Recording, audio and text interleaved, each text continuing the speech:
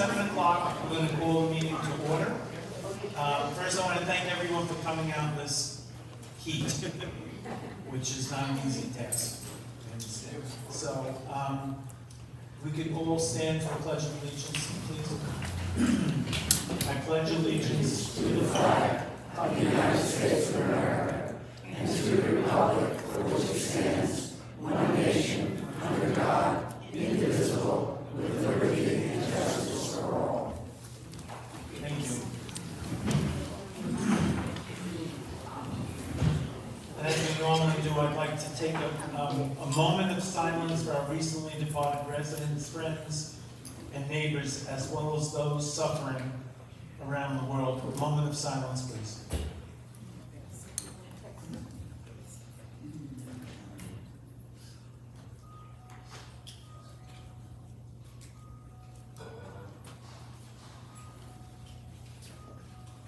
Thank you. Okay, ready? Roll call, please. President Michael Messina, Present. Vice President Ed Whitman, Present. Treasurer Mary Adler, Secretary Matthew Pellicano, Director at Large Annette Bailey. Okay. We will now record the approval of minutes from our last open board meeting dated 6/12/25. Can I please have a motion from a board member for the approval of these minutes? My motion. Okay, may I please have a second to approve the minutes? All those board members in favor of approving the minutes from the 6/12 meeting, please state aye. Any opposed, state nay. The ayes have it. The motion for the approval of minutes is now passed. That's all the formal stuff. Now we can lighten up. Okay. So there are no motions that need to be mentioned for today. That means that there's no expenditures over $15,000, and that's a good note. Okay. So we'll now continue to the President's report. And I'll give you a little bad news, but there is an expense that will be costing the HOA somewhere between $9,000 and $13,000, and that is, and I'll tell you, Lake Ridge has 8 wells servicing the watering of our common grounds. 8. Like any other wells, these wells have a long tube pipe that goes down between 60 and 120 feet with a pump residing at the lowest point, and it pumps the water up.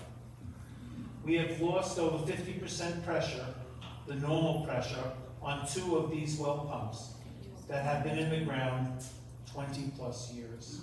Wells number 2 and number 6 will undergo evaluation for the replacement of the pumps as well as possible replacement of the pipe leading up from the pump to the surface. 25, 27 years in the ground. Okay. This means that we have problems watering 25% of our common ground as we speak today during this heat. Not a good situation. So I forget which ones 2 and 6 do, but I know one is on Crestfield and the berm there. So there are some areas that we have identified that are not getting the water that they should. And we don't, sorry? 2's right here. 2's right here. So we're keeping an eye on that, but you can't not service the wells. That's how that goes. Okay, so we'll report on that, and hopefully it'll be the low number. Okay. We have a government committee, and I've been asked to quickly mention 2 items from them. The first is in regard to our recently received tax bill.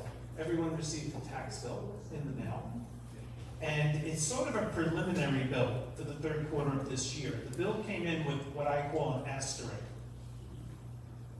The school tax was not included. So that means that if you pay this bill, whatever it was, $1,200, whatever it was, there's another bill coming. And it'll probably catch up with us either 3rd quarter or 4th quarter of this year where they'll put in that tax. Now, the rumor, according to the government committee, is that the school tax is going up 10 to 12% from what it was last year. That doesn't mean 10 or 12% of your total bill. It means whatever the school tax was. But they left that out. So, again, the government committee wanted me to just alert people, this is what's happening with the tax bill. Okay, now, the second thing that the government committee wanted to mention is the anchor program as we know it and the tax freeze program as we know it is changing. So just when you figured it out, it's changing. And the new program is called STAY.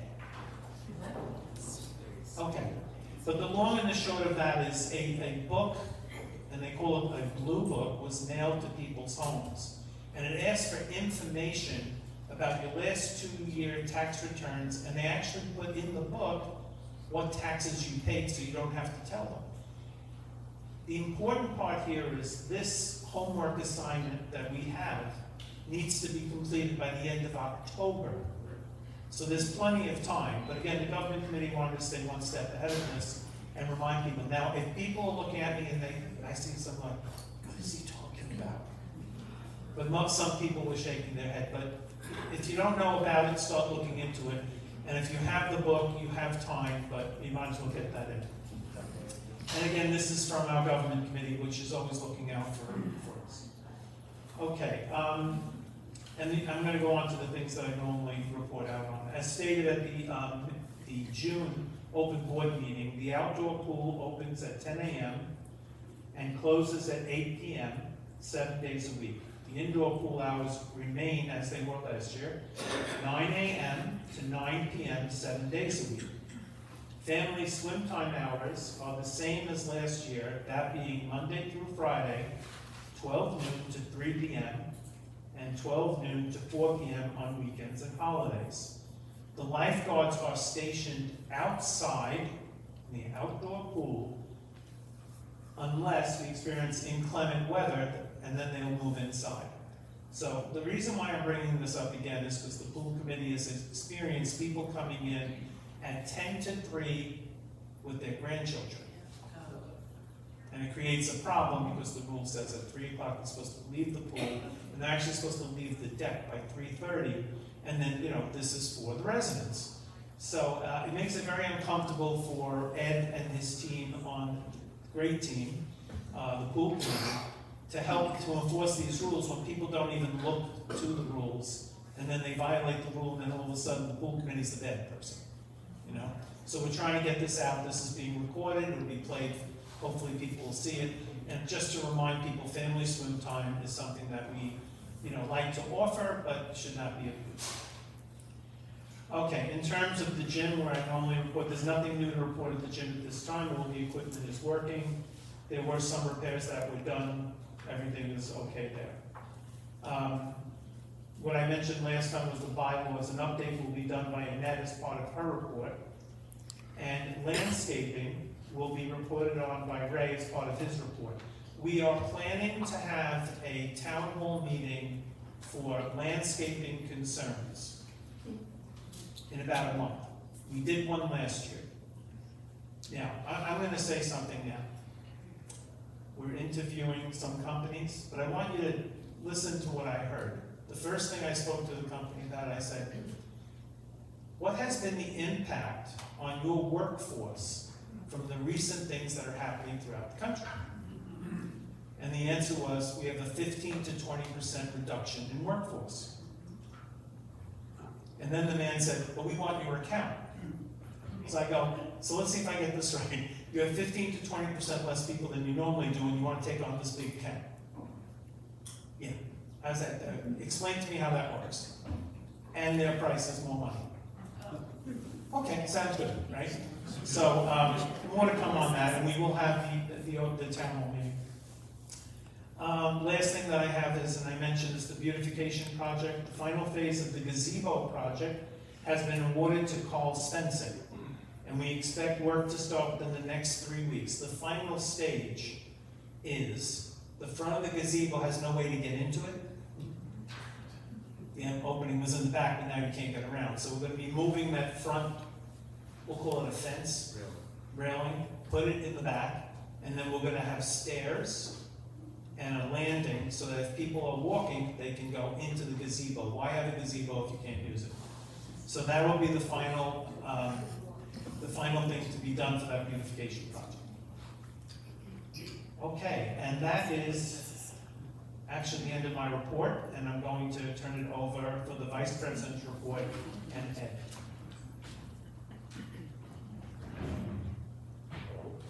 Don?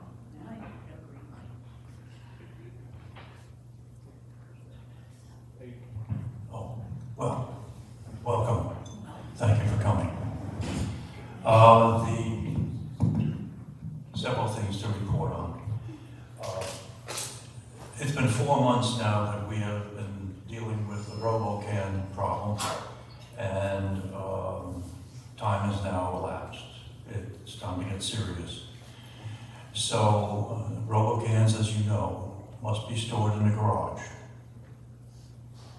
There are the large majority of homeowners here in Lake Ridge have found space. When they really pushed to it, they found the space to store the garage, the RoboCans in the garage. So it's now come crunch time. Cans that continue to be placed outside will receive a letter advising them of the violation and requesting that they obey the rules and keep them inside. And after that, if the can is still outside, they'll receive a $25 a day fine that the can remains outside.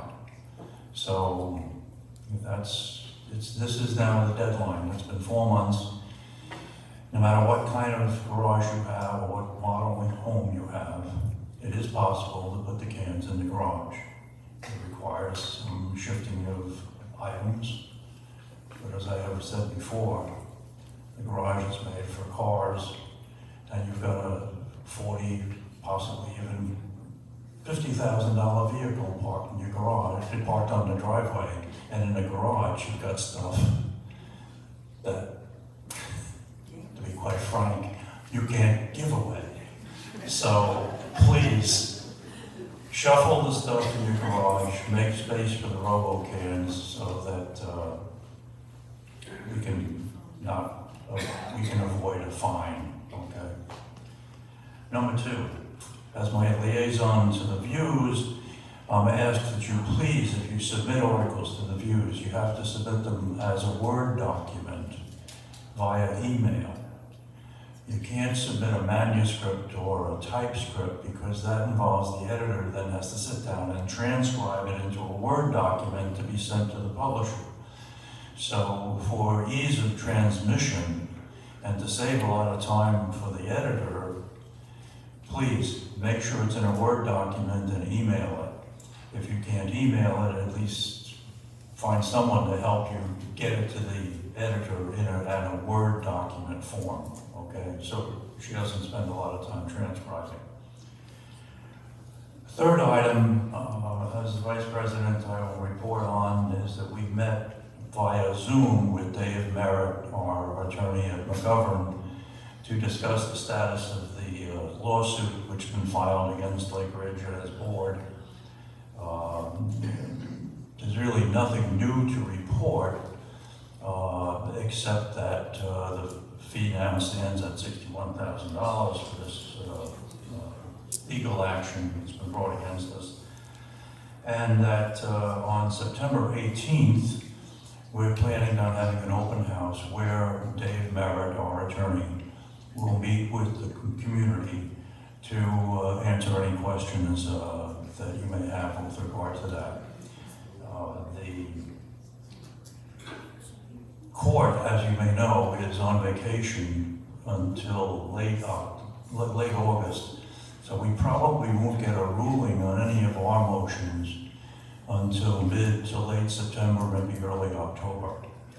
So hopefully we'll get some rulings and some information from Dave regarding the status of the case on September 18th. So mark your calendars for an open house on September 18th. Okay? So that's my report. Thank you. Now, in terms of the garbage cans, I checked my notes, was first brought up that we were doing this in September of last year. Then it was supposed to happen in April, ended up happening in May, I believe. It was a month later than we originally said. And I'm gonna tell you that I've personally gone to people that said it can't be done, 6 different houses with Ed, and it was done. We found a way. Now, it's not an ideal situation, it's not. But when you think about the things that we're in control of to try to keep the HOA fee down, you will never have to pay an increase for anything related to garbage ever again, because it's in your taxes.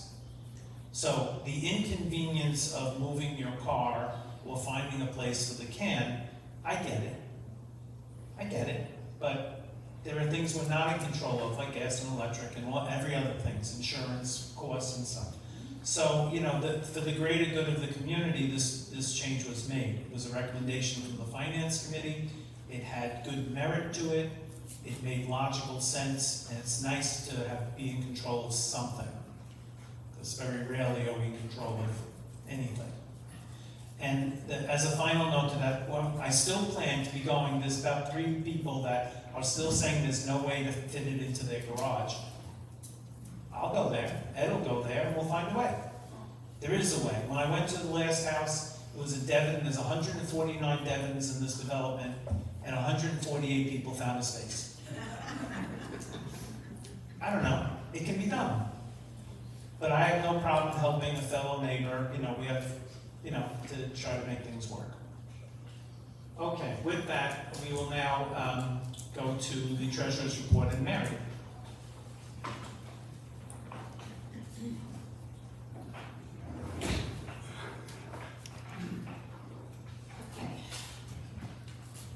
Okay, this is our income statement for the 5 months ending May 31st, 2025. Our net income was $44,313, and that was I hate these big numbers, $3,257 better than the budget. Why did we have that? Well, we were very lucky. Our income performance was increased due to the fact that our resales were $33,600. It's $8,400 better than the budget. We sold 24 homes versus 18 that we budgeted for. Combined with the final numbers for the carryover from last year, which had to be massaged a little bit, we made some money there too, so there would be $29,000 more. Okay, our expenses. Okay. Our expenses were $1,625,000 versus $1,073,939. Our budget were over budgeted actually, and the 5-month period by $11,420 due to 2 principal factors. Our property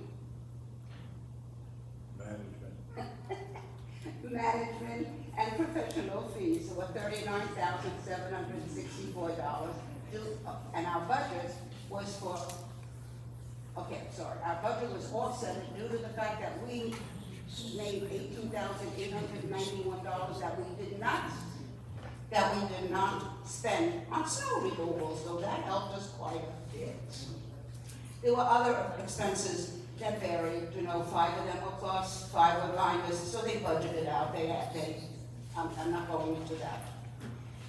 Okay, our balance sheet.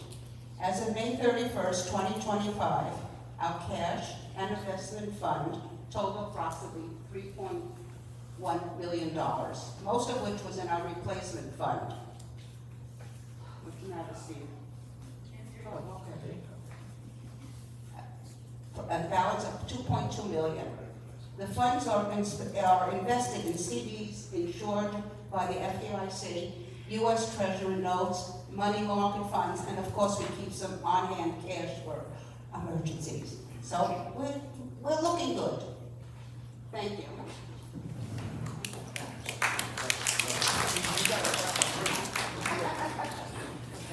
Teasing Mary, she got a clap because it was money. So just to clarify, the management fees means the salaries that we have in the office. And as most of you probably know already, Erin who had worked here, was on a bit of a hiatus for medical reasons and came back. And we had to hire someone from an agency to offset her hours. So as it turns out, Erin was no longer able to work the hours, and she dropped out. But in the process, we were training someone who was through an agency.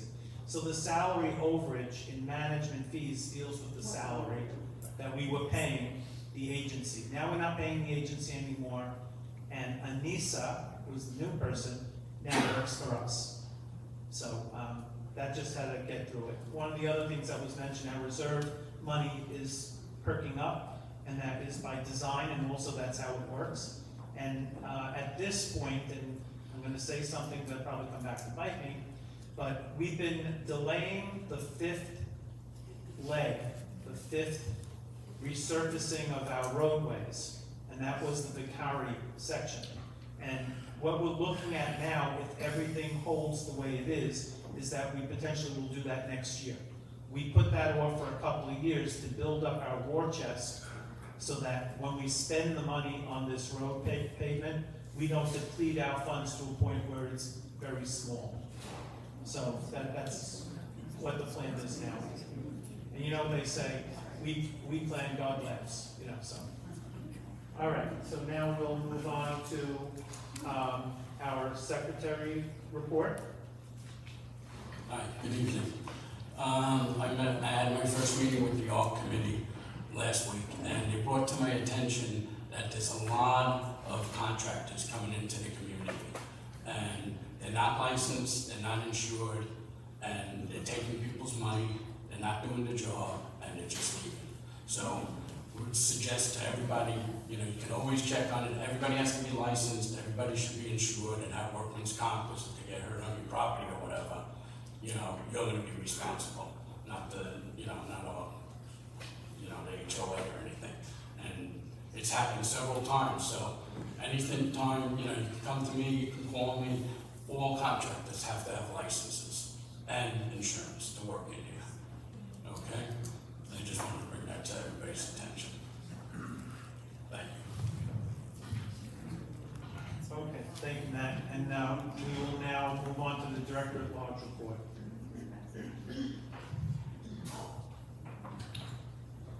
As you all know, last year our restrictive and protective covenants were amended, voted upon, and documented with the township. The next step is the review and revision of our bylaws, which will follow a similar path. There have been several meetings of the Documents and Policy Committee with our attorneys in an attempt to complete this project. The work is nearly done. If all goes as planned, the board is planning on having a couple of town hall meetings to explain the changes to any and all homeowners as needed. After these meetings, the changes will be voted upon by all residents. The timeline for the town hall meetings and voting is early fourth quarter of this year. An additional discussion point for this town hall meeting may include possible plans for doing away with the midnight gate attendant at our front gate as part of a cost savings for next year's budget. More information to come on these points. I'm also going to discuss the speeding issue that we have in this town, in this community.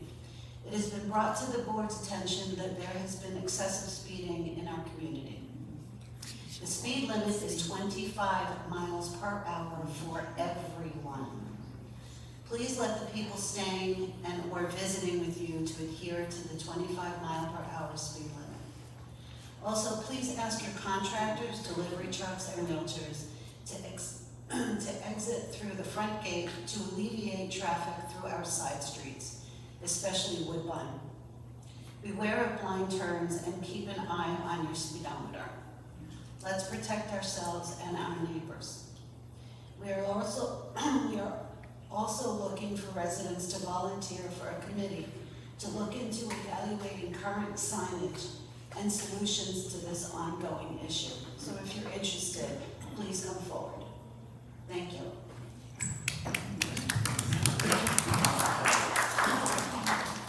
Okay, I'm going to say this, that speeding has been a problem here forever. It's not the only community. It's not. My sister lives in a community, my sister-in-law lives in a different community. But, you know, at least residents should try their best to keep this under control. I mean, it's hard and sometimes you're not paying attention, but we're gonna try to look into it. And the first step, as Annette said, is an evaluation of the present signage that we have. Maybe we can add more signs. Signs are relatively cheap, but people come kind of oblivious to signs, you know? So we're looking for the committee to say, you know, maybe we should try adding signs here, maybe we should try, as an example, getting the township to loan us the thing that says how fast you're going again. Maybe we can buy one or two of those and move them around as we see fit, but they're not cheap. You know, the last look that we took was about $4,000 for one of these signs that flash at you, you're going too fast, you know? Okay, that being said, we'll move on, and now we will have the manager's report from Ray. Good evening, everyone. Most of our updates have been given already. I'll just go over a few. As we said, the Phase 5 asphalt project at the Kari Avenue section is scheduled for 2026. And if all goes well, we'll be looking to possibly get the retaining wall in that area replaced as well. We'll take it one at a time. We're still doing studies on it. It hasn't budged much, but it's something that we'll be looking to do within the next 2 years. Right now, we are compiling the list of sidewalks that need to be repaired, replaced. This is usually done as a one-time project when it gets a little warmer and drier, typically August to September. So if anybody has any cracked sidewalks, raised sidewalks, send it in on a concern sheet so we can compile a list and get out there and mark them, so we can get some contractors out here to give us proposals. We also received proposals for crack fill repairs on our roadways from one contractor, Rothberg, who did do our past couple of asphalt projects. We had 2 other companies come in, and you might have seen them during the week, measuring out the different cracks on the roadways, cracks or repairs needed on the asphalt walkways. We have one more tomorrow, and then we'll get those bids together to be reviewed by the Finance Committee and the Board. As mentioned, the Board continues to meet with Meticulous Landscaping to discuss the schedule and performance. Residents are reminded to use concern sheets when getting any complaints to us. We use them for tracking. It has been pretty busy lately with the concern sheets. We get them right down to the owner and the site manager and try to get them out there as soon as possible to get some of these concerns taken care of, or to meet with the homeowners to get their questions answered. Also, as Mike mentioned, according to let me just turn it up here because I want to make sure I got the information right. They have consulted an arborist, He didn't say that. a soil guy,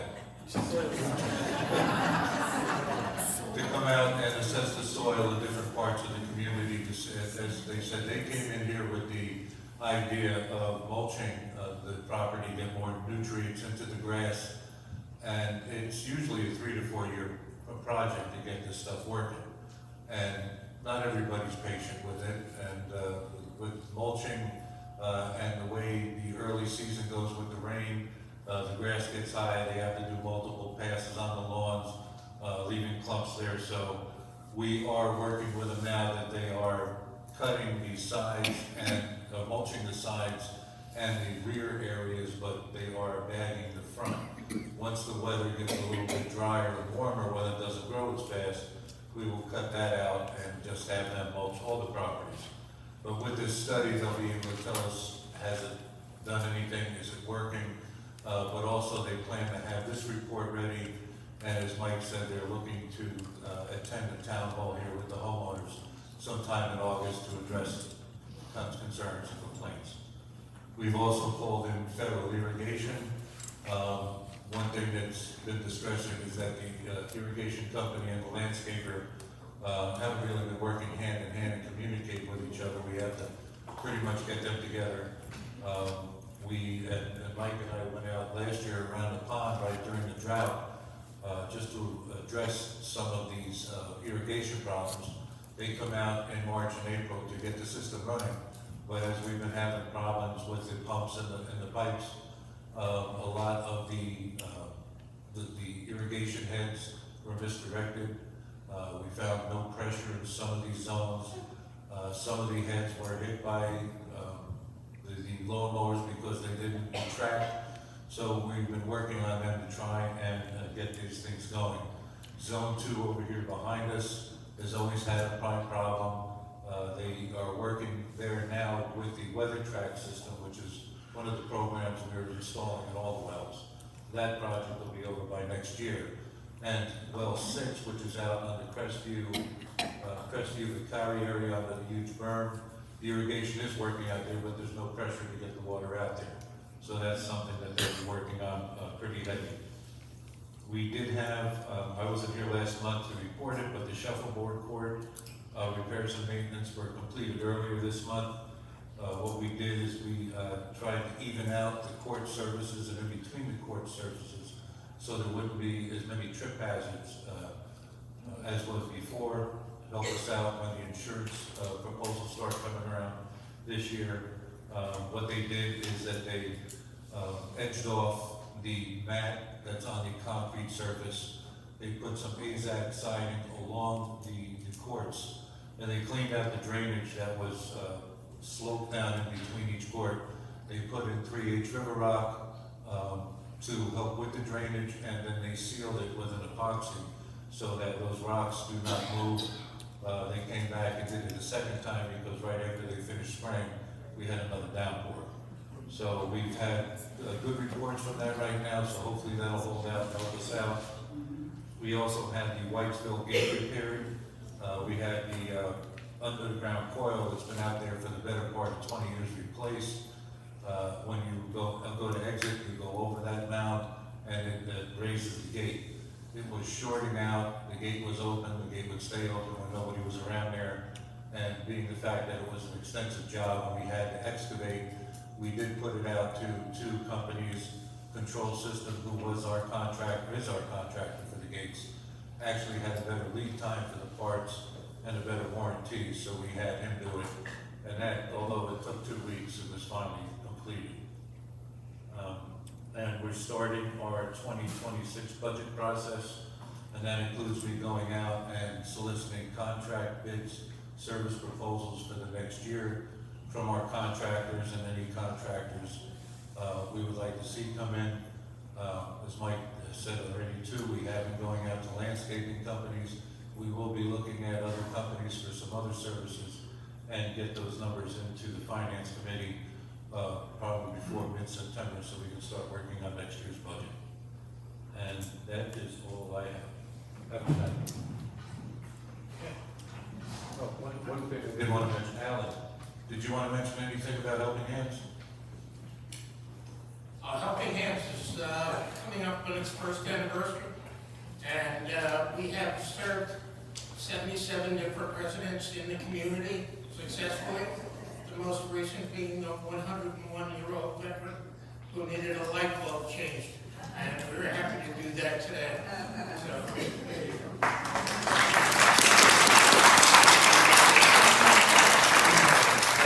That will be now taken over by the men's club.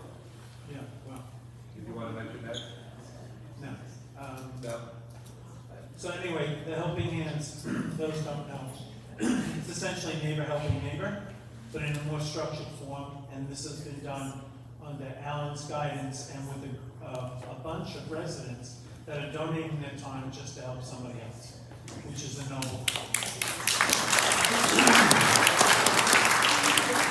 So as a final note, concern sheets have been the mainstay of putting in concerns. And at times people walk by and tell someone at the window, at times people send an email. That's not the proper documentation. So we're going to highlight this, that concern sheets need to be filled out for concerns, any concern. It's a paper trail that we can follow up on. So, if someone doesn't do a concern sheet and they're just yelling at Ray as he's running up the hall to go to the bathroom or something. It's not the same, right? And that happened. So,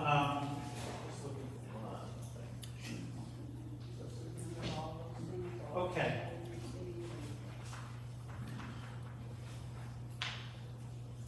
All right, so that's it for the business portion of the meeting. So, may I now have a motion by a board member to complete the business portion of this meeting? I make a motion that the business portion of this meeting be.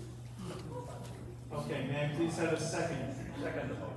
Ed, second the motion. All those board members in favor of closing the business portion of this meeting, please state aye. Opposed? The ayes have it. The business portion of the meeting is now closed.